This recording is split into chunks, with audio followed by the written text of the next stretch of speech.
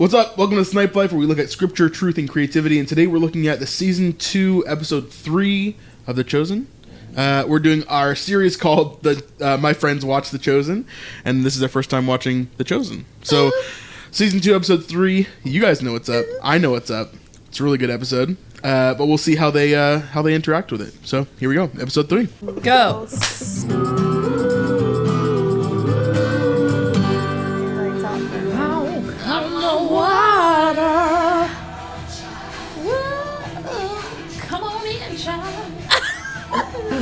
I love how you're doing it right into the mic too. They need to hear this. They need right now. Oh, never mind. I'm too early.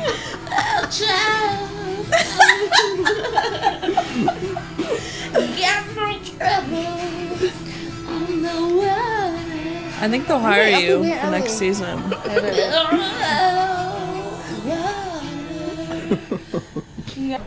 But where would be a good place to start? For you? Yes, for me. Get tested. The law of Moses, the prophecies of Isaiah, the wisdom of Solomon. For you, I think Psalms of David. Good start. I'm ready. For example, to the choir master, a Psalm of David. If I ascend to heaven, you are there. If I make my bed in the depths, you are there. Do you get it? I think so. Look at him. No amount of learning can bring you closer to God or make you more or less precious to Him. He's always right here, right now, with you. Where's Nathaniel? My turn to replace him. Said he's staying through, doesn't want to stop his shift. Philip, take my place, see if you could make some headway. He's scary good. Adam Sandler. There have been over 60 people already, with 50 waiting in line currently, not including lepers and others who are still in line. When I was a child, I used to think how amazing it would be to see Messiah kill all the Romans on my street, and I wanted to help him.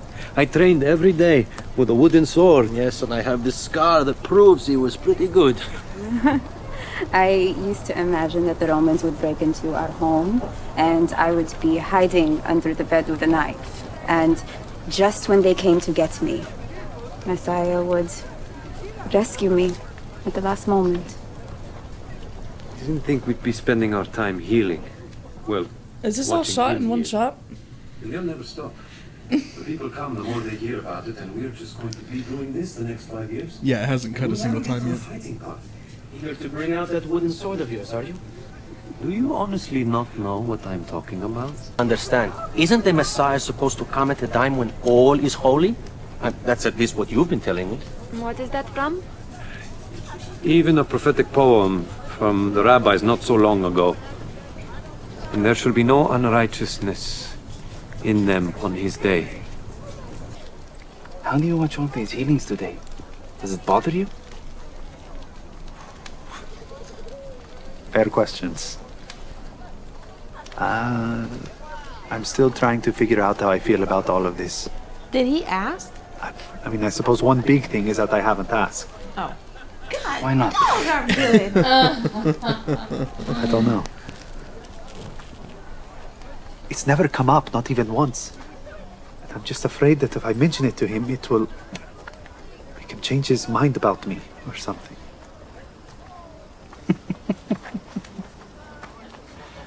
I'm pretty sure he knows your situation. It's not like if you pointed out he'd be surprised. That's true. Mary, this is Matthew. He wasn't with us at the wedding. Ah, shalom, Matthew. Welcome. Oh, look.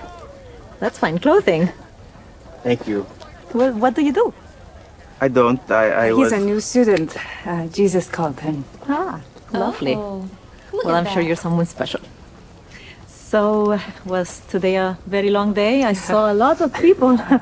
Simon told me to come back here. Do we know when Jesus will be finished? We walked here from Philippi this morning, and he hasn't stopped since then. He has always been a worker. He gets that from his father. Both of them, I suppose. Speaking of work, I see the food. You look exhausted. I'm here to help. We'll have it ready very, very soon. This is shot so cool. So we'll pause. So we're 16 minutes into the show, literally no cuts Yeah. that whole entire time. insane. So it's one of the longest one-shots that has ever been done in TV, period. Really? Not even beyond a Christian show, beyond anything. It's one of the longest one-shots, if not the longest that I've ever seen in a TV show Is ever. the sunset like real too? Yeah, Or, the like whole actually thing. working against So the the clock? story behind this is actually amazing. They tried to do it several times before this. They practiced all day long to get to the right moment in the day, right?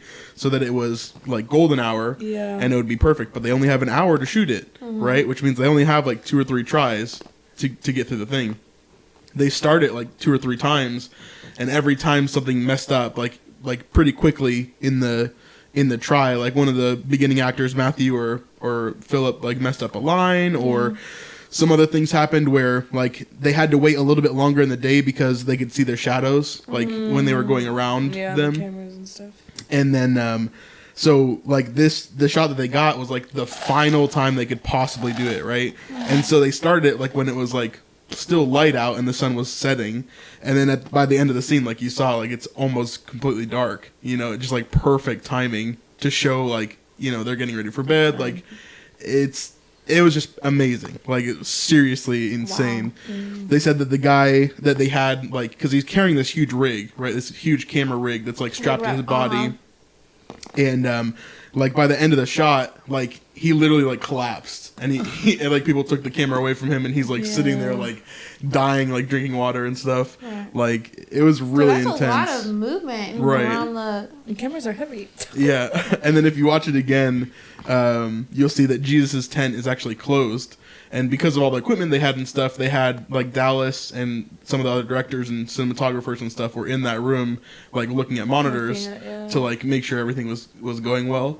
And so you see that tent several times that it's closed during the scene, but that's insane. Like Yeah, that's a lot of pressure on everybody. Yeah. This like must have been so stressful to film. Like I can't. It was, for sure. I mean, because if you think about it, like you're spending tens of thousands, if not hundreds of thousands of dollars a day for all these people, for all the equipment. And so, like, if you mess up, like, that's just money down the drain. You know? So, anyway, we'll continue watching, but that's one of my favorite parts of this season. But real quick, before we continue on with the rest of the episode, I wanted to tell you about our friends over at ARTZA. If you've ever wanted to go to Israel, but you just couldn't, maybe your health is preventing you, or for financial reasons you can't.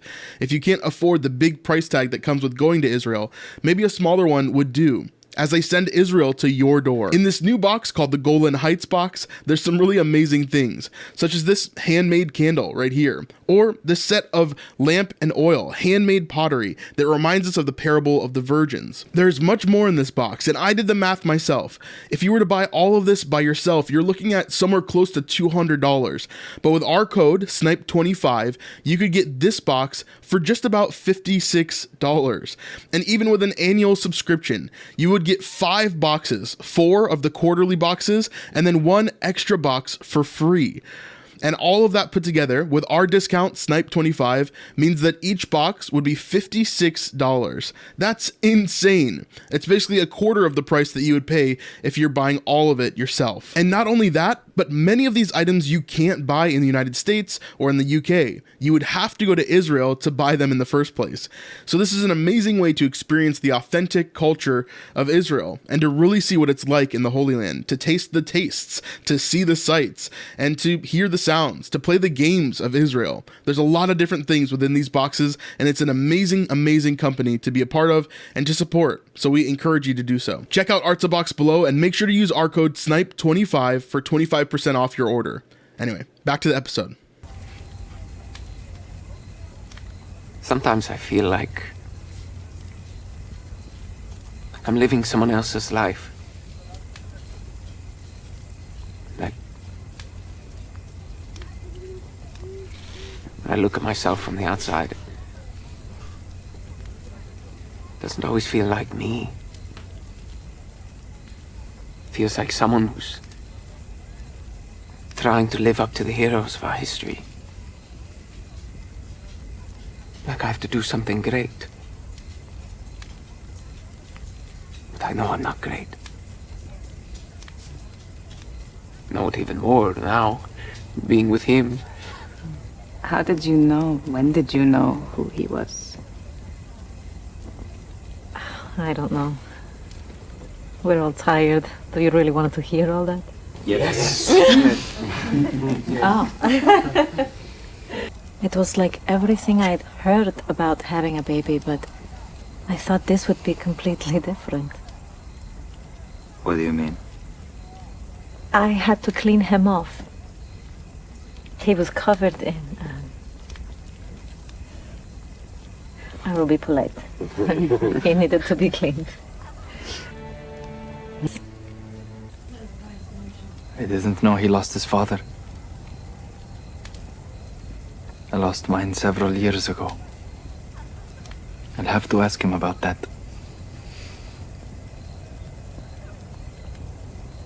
Has anyone else lost a parent? Mm-hmm.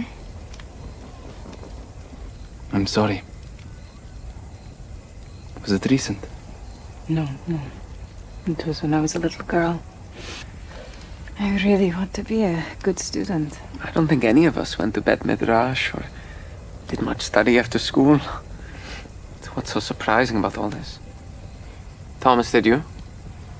No, I was in the family business the day after I graduated. 13 years old and I was preparing and serving food at weddings. I was not a student at all, believe me. Hey, I wasn't even good at praying until recently.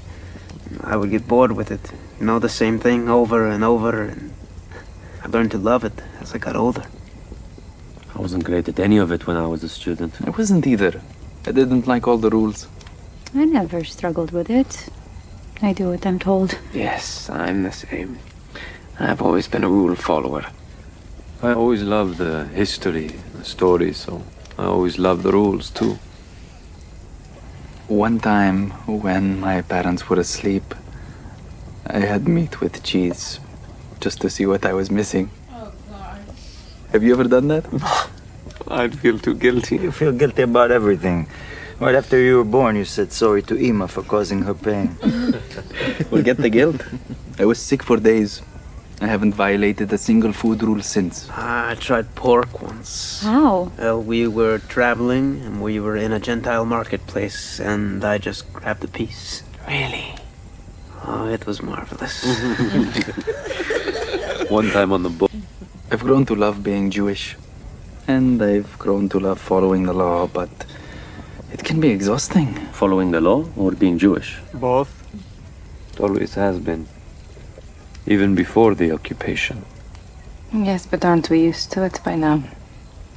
Hasn't it made us stronger? I don't get it, if I'm honest. I don't know why God has allowed the occupation. I'll have to ask him more about that. But it's all worth it now, yes? The wait is over.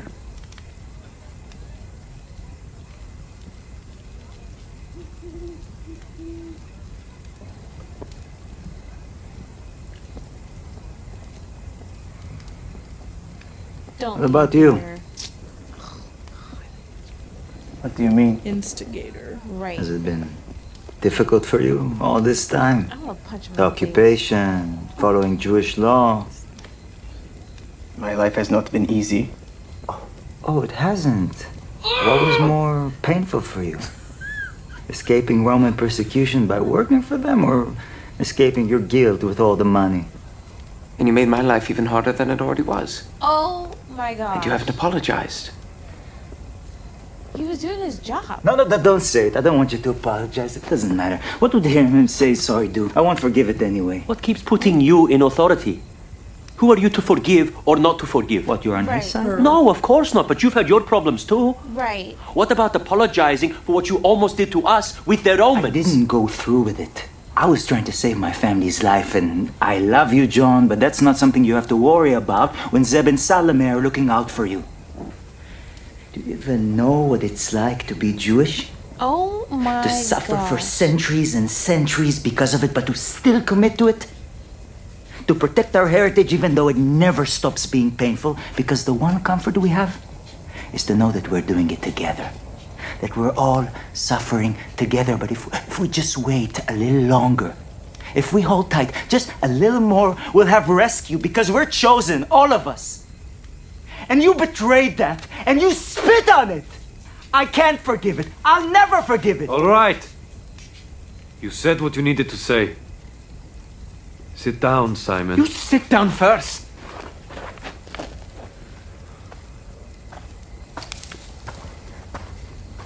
Thank gosh. Literally. Like, please.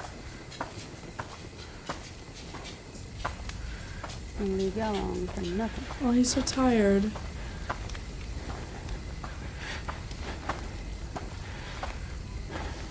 Good night.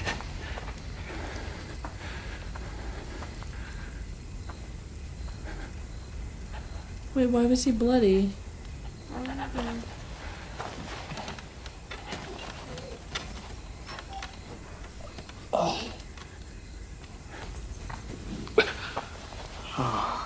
You must adore you, Lord our God, King of the universe, who brings sleep to my eyes and slumber to my eyelids. May it be your will, Lord my God, and God of my ancestors, that I lie down in peace, and that I arise in peace.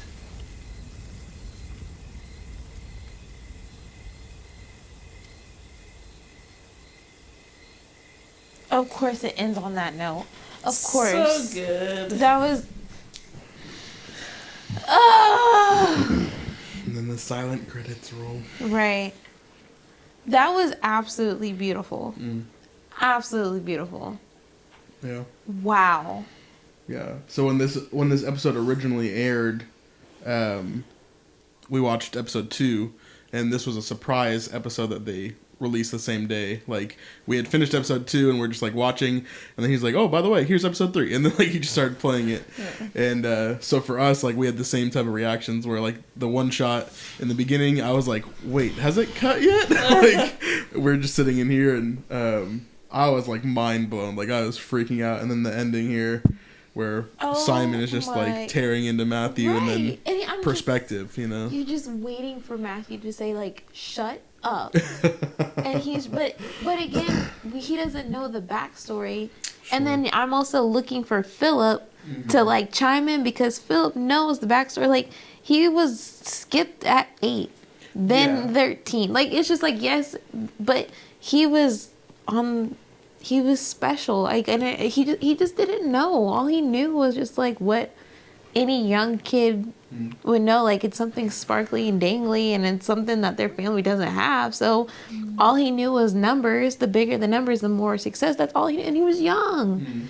But like, It's hard. It's hard. It is hard. We're gonna hear more. He just released a piece of the script for season 3 a couple of days ago, and we're gonna hear more about Matthew in season 3 for sure.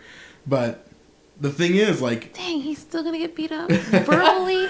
Well, He's most like a likely, punching bag, bro. most likely Matthew took advantage of people pretty badly.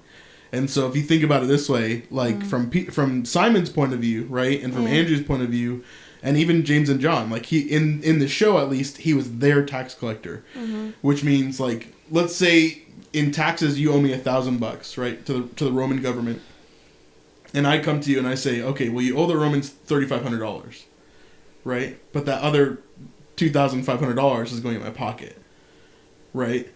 So, like, that's the kind of stuff that tax collectors would do during the time of Jesus. And Matthew was just like every other tax collector, you know? So he would have made life harder for them.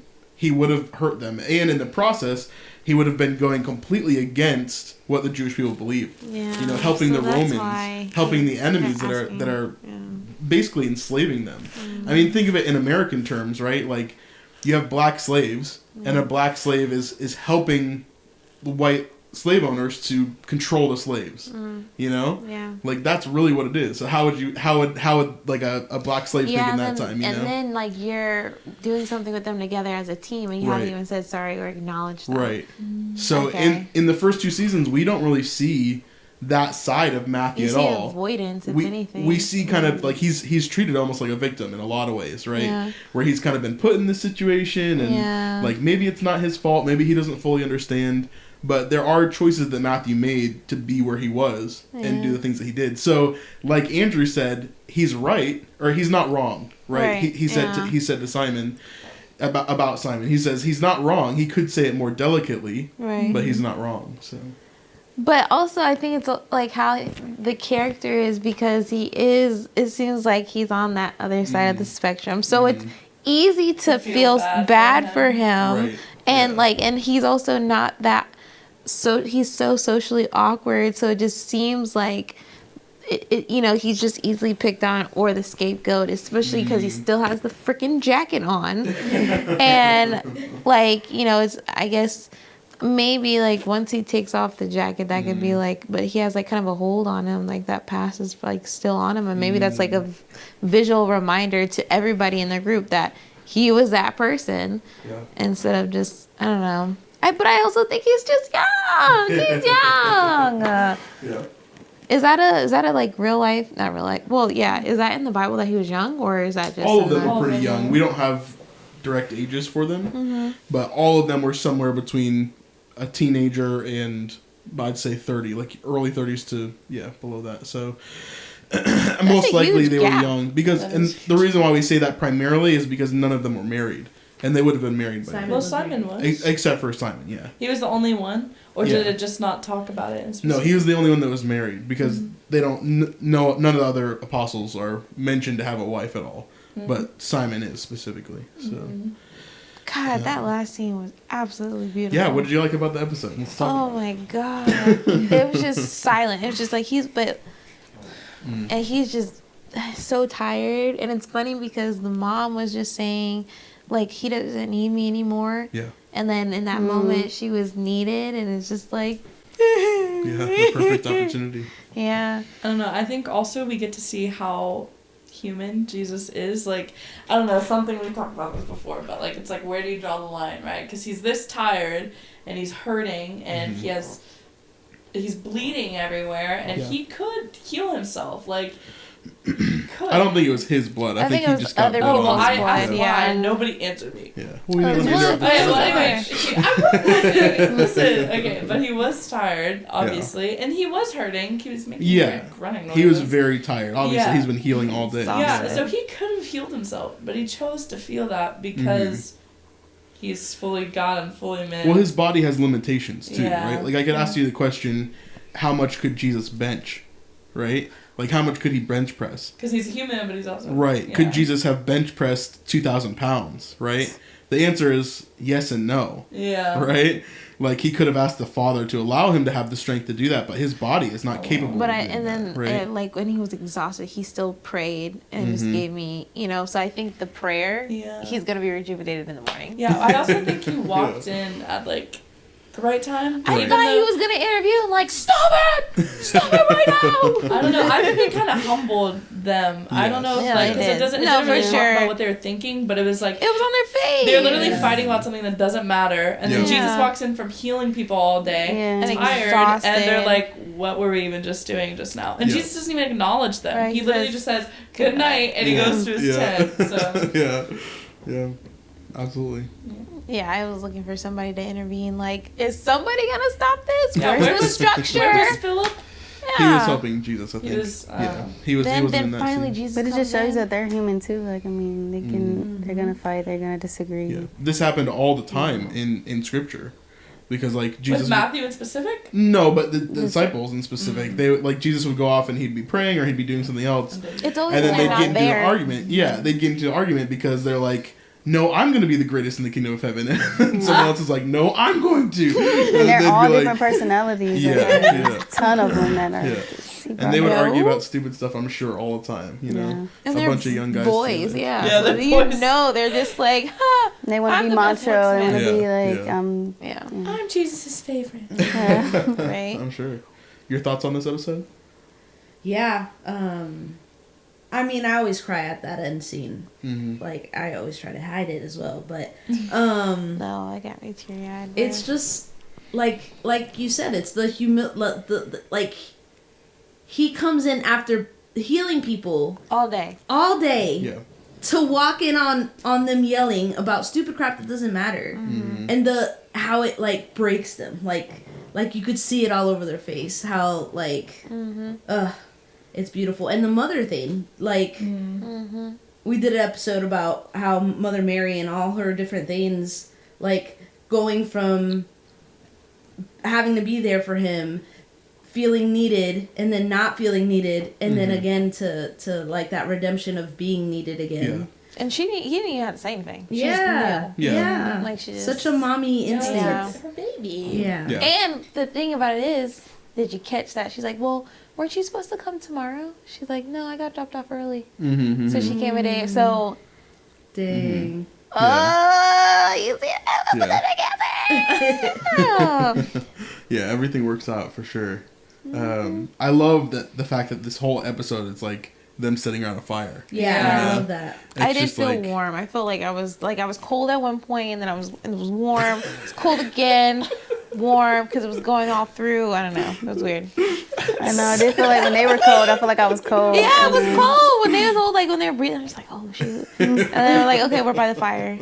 Like Simon's by the fire, so I'm warm again. Like, and then I got upset because Simon was going ham at But I felt him. I felt Simon in that moment. Really? I felt so bad. I feel like it could have I didn't been feel bad. conducted. He wants to pretend like he's like under Jesus. Yeah. Oh, and then he Simon? wants to act that way when that's not I'm not why gonna they're forgive there. him. Like, yeah, the whole Like, it's about that was- forgiveness, and he literally said, "It doesn't even matter, Matthew, if you say you're sorry to me because I won't accept it." And then he wants to pretend like he's like above everyone else. I just doesn't seem. This is the same. This is the same person who is going to deny Jesus 3 times. It's the same person who has these big up moments of like, I am so close with Jesus. He walks on water, right? And then when he falls into the water because he doesn't believe, right? He takes his eyes off of Jesus. So we see these moments in scripture all over the place of Simon being this almost bipolar, like, I'm super close to Jesus. Oh, I'm running away, or I'm doing something that's opposite, right? And so it's definitely true to his character. That happens with people in the church too. That was with life, dude. I don't know, I just feel it. I mean, I think it's you can't just have a my right personality, to. too. I mean, I don't know. I mean, it's a way, but everybody has their. You can forgive, but even though he said he didn't, but still. Yeah, that was very. I think he was okay, you're just- being a dramatic drama queen. I mean, you But he tone probably it did down. go through a lot, and it's. He was you gotta see cute for until both. he did all Stop, that. because He he's was still cute. He was cute. He was cute with the temper tantrum, but still, that He was was cute with the. But I would not forgive it. I wouldn't. I'm just like, okay, have a seat, please. Have a So you never been in Cute, where you but been? sit You never been in his shoes? I mean, I've had my moments too, but he's picking on a guy that can't even defend himself. He can defend But he himself. can. But he can. I He do can think that defend Matthew himself. can. He's not that. He's not. I think he's probably just like smarter socially than- overanalyzing it, and he's too like stunned to speak. Okay. Well, yeah, I just felt like he was a punching bag at that point. He's like, just let him speak, and then he just doesn't, and they just keep going and going and going and going. And it's He like, just had to get it okay. out. I mean, he needed to get it. Okay. Release it. James kind of defended him though. I think there's a sermon in there for everybody. Self-righteousness, right? Like he was being self-righteous, but at the same time, like you have to forgive. Like you can't just be self-righteous, you know? Yeah. So I feel like there's a sermon in there for There was a everybody. lot to unpack there. There was. Yeah. And then even other people, and then he even apologized too, because he got called out on his stuff. He's like, you know what, you're right. I'm sorry. I'm sorry. So, but I won't forgive him. I'm like, okay, well, like, do you care that they forgive you or not? Like, they forgave you, and you just. I don't know. I think it also kind of like Matthew is already in this headspace where he's expressed that he feels different from everybody else and he feels unworthy. And then I feel like that kind of just validates his feelings. Like, if the leader of my group said that to me, I would literally never come back. Like, good on Matthew for staying there and listening because no. He wants to do better. I think what I'm he's saying. also The want to do better is there. Yeah. So Simon literally had Potential. No right. Potential. Yeah. He had a right. No, Okay, but he not to had conduct it in he that was way. very aggressive with Not it. But he was being Across the- self-righteous, right? Like So he did not have a right. He did have a right because Matthew has stolen from him, but the way that he did it was, I agree, like he was being self-righteous and that's not okay. Like, oh, you think you're better than us? No, you're not. You're in the same boat with us. He had a right to be upset. He just did not have a right to conduct it in that way. Sure. Being a follower of Jesus. and they're all learning. They They're all are in all process, learning, right? yeah. So, How long have they been following him at this point? Not very long at all. Maybe a couple of weeks. Oh, really? Oh, really? Oh. Because if you think about it, they've That been just brings following him. perspective. They followed him to Cana. That was the first place that they went to. Mhm. And so after that, it was a couple of days. They came back to Capernaum, and then they left a couple of days after that. Mhm. And then they were on the road. So they've been on the road for about a week and a half, 2 weeks. Mhm. So See, I mean, that's where I feel them because it's like you were just taking money from me and doing that stuff, and now you're with us and like with me, and you haven't said you haven't apologized. So yeah, I feel like I'm okay, maybe. Maybe. No, my stance is not changing. That was just very. And I like whoa. the part where dang, I forgot his name, Sandler. James.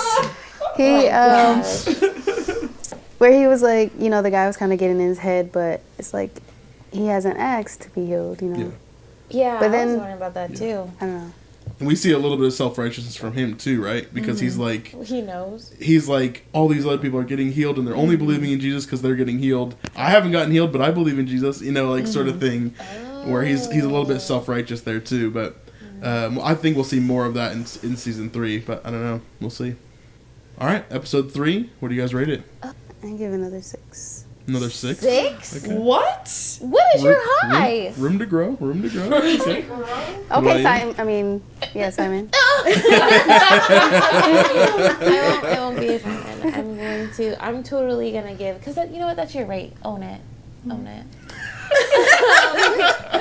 My rate is totally gonna be a 9, just because of the emotional ties that it forced out of me. Yeah. So, yeah. That's I'm great. gonna give it a 10 because of that whole 16-minute one-shot thing. Yeah. You know, That was impressive. Yes. It really was. Yes. Technically, like speaking as someone who has acted before, speaking as someone who has like done cinematography before, like actually insane. So and think about how many people they were working with. Right. And think about how many people were in the crew. It just yeah, it's that's amazing crazy. for sure. 9. 9. Why is it so low for you? I would go a 9 as well. I think just the technical aspects of this episode, and then just the fact that they're sitting around a fire, and it was still such an engaging It was episode. intimate. It was Yeah, like we didn't need like explosions or like you know. Oh no, we Simon didn't was need the crazy explosion. things. Brandon. Yeah. He was the explosion. That It was all happened. just like pure emotion and like Yep. like driving factors in their life of like why they are the people that they are, and kind of where they're going from there. So yeah, that's the end of episode 3, season 2. Yeah, we'll see you guys on the next one. Yeah, bye. Peace. Peace. Peace.